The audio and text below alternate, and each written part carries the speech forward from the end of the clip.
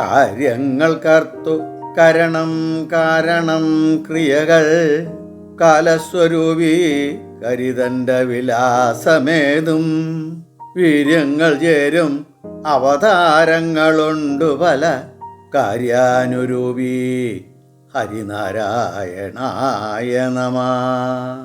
ഭീഷ്മപിതാമഹന്റെ മുഖത്ത് നിന്ന് മോക്ഷ വിചാരം മനസ്സിലാക്കിയ യുധിഷ്ഠിരൻ പിന്നെ ചോദിച്ചത് ശുക്രമഹർഷിയുടെ ചരിത്രത്തിനെ കുറിച്ചാണ്. ഭൃഹു വംശത്തിൽ ജനിച്ചിട്ട് യോഗ്യനായ അദ്ദേഹം എങ്ങനെയാണ് ഈ അസുരന്മാരുടെ പൗരോഹിത്യം വരിക്കാൻ കാരണം? ഈ ശുക്രത്വം അദ്ദേഹത്തിന് എങ്ങനെയാണ് വന്നു ചേർന്നത്? അദ്ദേഹത്തിന്റെ പേര് ഭാർഗവൻ എന്നായിരുന്നില്ലേ? എങ്ങനെയാ അദ്ദേഹം ശുക്രനായത്? യോഗസിദ്ധനായ അദ്ദേഹം ആകാശത്തിന്റെ മധ്യത്തിൽ കൂടി സഞ്ചരിക്കില്ല എന്ന് കേട്ടിരിക്കുന്നു. അതെന്താ കാരണം? ഭീഷ്മൻ മറുപടി പറയാൻ തുടങ്ങി.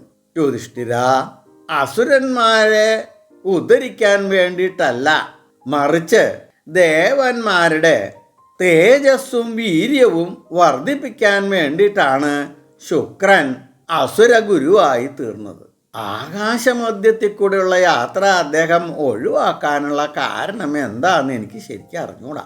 ഒരിക്കൽ ഈ ഭാർഗവ മഹർഷി തൻ്റെ സിദ്ധി വൈഭവങ്ങൾ കൊണ്ട് വൈശ്രവണന്റെ ധനം മുഴുവൻ ആകർഷിച്ചെടുത്തു. ധനം മുഴുവൻ നഷ്ടപ്പെട്ട ധനപതി ആകെ പരിഭ്രാന്തനായി തീർന്നു.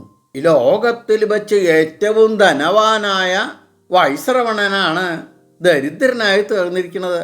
അദ്ദേഹത്തിന് ആകെ പരിഭ്രമം ഉദിച്ചു. ഇനിയിപ്പോൾ എന്താ ചെയ്യുക? ഈ ദയനീയ അവസ്ഥ ആലോചിച്ച് അദ്ദേഹം ഇങ്ങനെ ദുഃഖിച്ചുകൊണ്ടിരിക്കാൻ തുടങ്ങി. ദുഃഖ നിവൃത്തിക്ക് തന്നാൽ ഒന്നും ചെയ്യാൻ നിവൃത്തിയില്ല. ദൈവത്തിന് മാത്രമേ പറ്റുള്ളൂ. തൻ്റെ ഇഷ്ടദേവനായ പരമേശ്വരനെ ധ്യാനിക്കാൻ തുടങ്ങി. പ്രത്യക്ഷനായ രുദ്രനോട് തൻ്റെ ഈ ദയനീയ അവസ്ഥ അവതരിപ്പിച്ചു.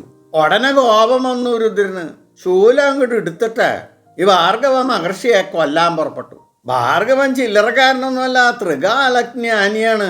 എന്താ സംഭവിക്കാൻ പോണതെന്നൊക്കെ അദ്ദേഹത്തിന് നല്ലോണം അറിയാം. അദ്ദേഹം എന്ത് ചെയ്തു? ശ്രീ പരമേശ്വരനെ തന്നെ അങ്ങോട്ട് ഉപാസിക്കാൻ തുടങ്ങി. ഇതിപ്പോ വലിയ പ്രശ്നമായില്ലോ. പരമഭക്തിയോടുകൂടി തന്നെ ഉപാസിക്കുന്ന ഭക്തനെ ഞാൻ എങ്ങനെയാ ശിക്ഷിക്കുക? ഭക്തന്മാരെ വിട്ടിട്ട് പരമശിവന് വേറൊന്നുമില്ല. തൻ്റെ ഭക്തന്മാരുടെ സന്തോഷം മാത്രമേ അദ്ദേഹം എപ്പോഴും കാക്ഷിക്കണുള്ളൂ. എങ്ങനെ പരമഭക്തിയോടുകൂടി തന്നെ ഭജിക്കുന്ന ഈ ഭാർഗവ മഹർഷിയെ എങ്ങനെയാ കൊല്ലുക? വേറൊരു പ്രശ്നമുണ്ട്. വൈശ്രവണന് വാക്കും കൊടുത്തേക്കണു. എന്താ ചെയ്യാന്ന് ആലോചിച്ചു. കൊല്ലണ്ട, ഒരു കാര്യം അങ്ങോട്ട് ചെയ്യാന്നും പറഞ്ഞിട്ട് ഭാർഗവ മഹർഷി അങ്ങോട്ട് വിഴുങ്ങി. ഭഗവാൻ എന്ത് ചെയ്തു? തൻ്റെ ഇന്ദ്രിയ ദ്വാരങ്ങളെയൊക്കെ അങ്ങോട്ട് അടച്ചു. ഭഗവാൻ അറിയാം ഇദ്ദേഹം എങ്ങനെയെങ്കിലും പുറത്തേക്ക് വന്നോളൂന്ന്. ഭഗവാന്റെ ഉള്ളിൽ സ്ഥിരതാമസം. ഭാർഗവ മഹർഷിക്ക് ഇതിലും വലിയ സായുജ്യം എന്താ വേണ്ടേ? ഭഗവാന്റെ ഉള്ളിൽ തന്നെയാണ് വസിക്കണതേ. കുറച്ച് ദിവസം താമസിച്ചു, പുറത്തേക്ക് ഇറങ്ങണം. പല വഴികളും നോക്കി. അപ്പോൾ ഭാർഗവൻ ചോദിച്ചു, ഭഗവാനെ ഇനി ഞാൻ എങ്ങനെയാ പുറത്തേക്ക് കിടക്കുക? ഭാർഗവ, എൻ്റെ ലിംഗദ്വാരം അടഞ്ഞിട്ടില്ല, താൻ അതിൽ കൂടി പോന്നോളൂ. തൻ്റെ സിദ്ധി വൈഭവം കൊണ്ട് ശുക്ലം എന്ന് പറഞ്ഞൊരു ദ്രാവകം സൃഷ്ടിച്ചു ഭാർഗവൻ. എന്നിട്ട് അതിൽ കൂടി പുറത്തേക്ക് വന്നു. അന്ന് മുതൽ അദ്ദേഹം തൻ്റെ പേരൊക്കെ മാറ്റി ശുക്രൻ എന്നാക്കി. അങ്ങനെ ആ പേരിൽ അറിയപ്പെടാൻ തുടങ്ങി. പക്ഷെ അതുകൊണ്ടോ കാര്യമില്ല. വൈശ്രവണന് കൊടുത്ത വാക്ക് പാലിച്ചിട്ടില്ല ഭഗവാൻ. അതിനിപ്പോൾ എന്താ വഴി? ആദ്യ ദേഷ്യം വന്നു, ശൂലെടുത്തു. അപ്പോൾ ശുക്രൻ എന്ത് ചെയ്തു? ശ്രീ പാർവതിയെ ഭജിക്കാൻ തുടങ്ങി. പാർവതീ ദേവി പ്രത്യക്ഷായി ഭഗവാനെ സമാധാനിപ്പിച്ചു. എന്തായി കാണിക്കണേ? നമ്മുടെ ഏറ്റവും വലിയ ഭക്തനായ ശുക്രനെ കൊല്ലുക. അപ്പോൾ പാർവതിയോട് പറഞ്ഞു, ഞാൻ വൈശ്രവണന് വാക്ക് കൊടുത്തേക്കണു, അയാളുടെ ധനം മുഴുവൻ ഇയാൾ ആകർഷിച്ചെടുത്തു, അത് തിരിച്ചു കൊടുക്കാമെന്ന്. അപ്പോൾ ശുക്രമഹർഷി പറഞ്ഞു, എനിക്ക് ധനത്തിൻ്റെ ആവശ്യമൊന്നുമില്ല, ഞാൻ അയാളെ ഒന്ന് പരീക്ഷിച്ചതാ, അത്രേ ഉള്ളൂ. ഇത് അയാളെല്ലാം എടുത്തോട്ടെ, എനിക്കൊന്നും വേണ്ടാന്ന്. അങ്ങനെ വൈശ്രവണന് തൻ്റെ ധനം തിരിച്ചു കിട്ടി, സന്തോഷവാനായി. അതിനുശേഷമാണ് അദ്ദേഹം അസുരന്മാരുടെ പൗരോഹിത്യം ഭരിച്ചത്. ദുഷ്ടന്മാരായ അസുരന്മാരോടുള്ള കൂറുകൊണ്ടൊന്നുമല്ല, വാസ്തവത്തിലെ ദേവന്മാരോടുള്ള താല്പര്യം കൊണ്ടാണ് അസുരന്മാരുടെ ഗുരുവാവാൻ സമ്മതിച്ചത്. അസുരന്മാരെ സഹായിച്ച് ശക്തരാക്കിയാൽ മാത്രമേ ദേവന്മാരെ കൂടുതൽ ശക്തരാവൂ. അവര് വീര്യന്മാരായി തീരണം. അതിനു വേണ്ടിയിട്ടാണ്. ശത്രു പ്രബലനായാൽ മാത്രമേ നമ്മളും ആ ശത്രുവിനെ എതിരിടാൻ വേണ്ടി കൂടുതൽ ശക്തരാവാൻ പ്രയത്നിക്കൂ. അല്ലെങ്കിൽ അലസരായിട്ടിരിക്കുള്ളൂ.